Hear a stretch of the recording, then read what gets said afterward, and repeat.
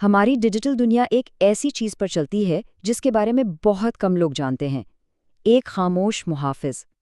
آج ہم اسی غمنام ہیرو یعنی اسپیننگ ٹری پروٹوکول کی بات کریں گے۔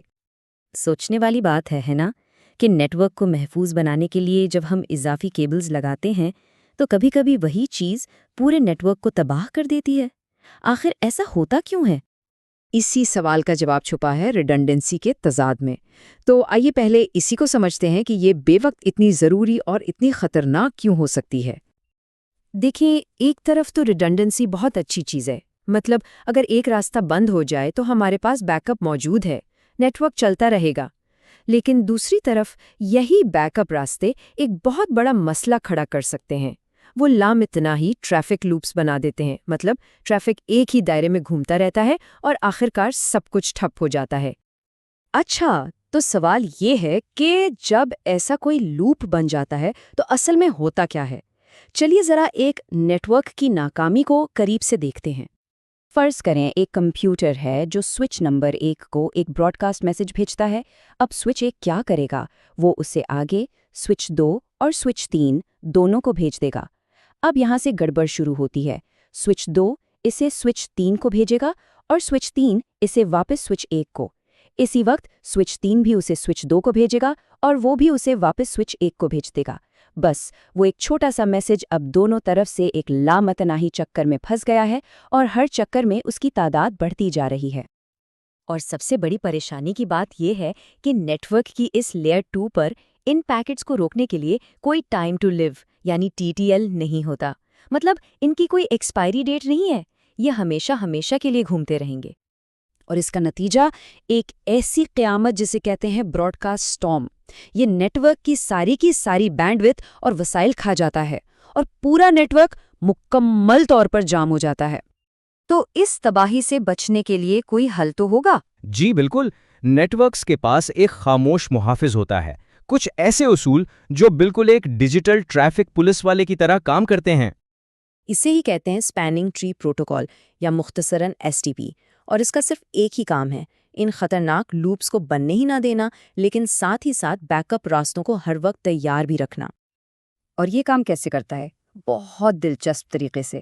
SDP کوئی ایک باس نہیں ہے جو سب کو کنٹرول کرے، بلکہ یہ ایک جمہوری عمل کی طرح ہے جہاں سارے سوئچز آپس میں بات چیت کر کے خود ہی فیصلہ کرتے ہیں کہ نیٹ ورک کو کیسے چلانا ہے۔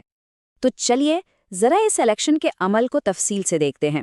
آخر یہ سوئچز آپس میں مل کر یہ فیصلہ کیسے کرتے ہیں کہ کون سا راستہ کھلا رہے گا اور کسے بند کرنا ہے؟ یہ سوئچز آپس میں کچھ خاص قسم کے میسیجز بھیجتے ہیں جنہیں BPDUs یعنی برج پروٹوکول ڈیٹا یونٹس کہتے ہیں۔ ان میسیجز میں ساری ضروری معلومات ہوتی ہیں، جیسے ہر سوئچ کی اپنی ID کیا ہے اور دوسرے سوئچز تک پہنچنے کا خرچہ یعنی کاسٹ کتنی ہے۔ یہ پورا الیکشن کا عمل سمجھے کے 4 حصوں میں ہوتا ہے۔ پہلا قدم ایک روٹ برج کا انتخاب کرنا جو پورے نیٹ ورک کا لیڈر ہوگا۔ دوسرا قدم باقی سارے سوئچز اپنا روٹ پورٹ ڈھونڈتے ہیں، یعنی اس لیڈر تک پہنچنے کا سب سے بہترین اور تیز ترین راستہ۔ تیسرا قدم پھر ہر لنک کے لیے ڈیزگنیٹڈ پورٹس چنے جاتے ہیں جو ٹریفک کو آگے بھیجنے کا کام کریں گے۔ اور چوتھا اور آخری قدم جو بھی راستے بچ گئے انہیں لوپ سے بچنے کے لیے بند یعنی بلاک کر دیا جاتا ہے۔ تو سب سے پہلا کام ہے روٹ برج کا انتخاب۔ یہ سمجھے کہ یہ پورے نیٹ ورک کا کیپٹن ہے، ایک سینٹرل پوائنٹ جس کی بنیاد پر سارے فیصلے کیے جائیں گے۔ اب سوال یہ ہے کہ لیڈر بنتا کون ہے؟ بہت سادہ اصول ہے، جس سوئچ کی پرائیورٹی ویلیو سب سے کم ہوگی وہ جیت جائے گا۔ ویسے تو ہر سوئچ کی ڈیفالٹ پرائیورٹی 32,768 ہوتی ہے، تو اگر پرائیورٹی برابر ہو جائے تو پھر جس سوئچ کا میک ایڈریس سب سے کم ہوگا وہ لیڈر بن جائے گا۔ ایک بار جب لیڈر یعنی روٹ برج منتخب ہو گیا تو اس کے بعد ہر سوئچ اپنے لیے روٹ پورٹ تلاش کرتا ہے۔ یہ وہ ایک پورٹ ہوتا ہے جو اسے روٹ برج تک پہنچنے کا سب سے بہترین یعنی سب سے کم خرچے والا راستہ فراہم کرتا ہے۔ اب یہ لاگت یا کاسٹ کیا چیز ہے؟ یہ اصل میں لنک کی سپیڈ پر منحصر ایک نمبر ہے۔ سیدھی سی بات ہے، جتنا تیز لنک ہوگا اس کی کاسٹ اتنی ہی کم ہوگی، اور کم کاسٹ والا راستہ ہی سب سے بہتر مانا جاتا ہے۔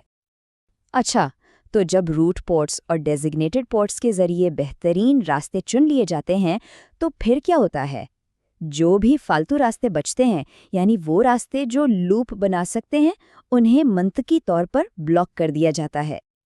اور اس پورے عمل کے بعد ہمارے سامنے ایک ایسا نیٹ ورک آتا ہے جو لوپ سے بالکل پاک ہوتا ہے۔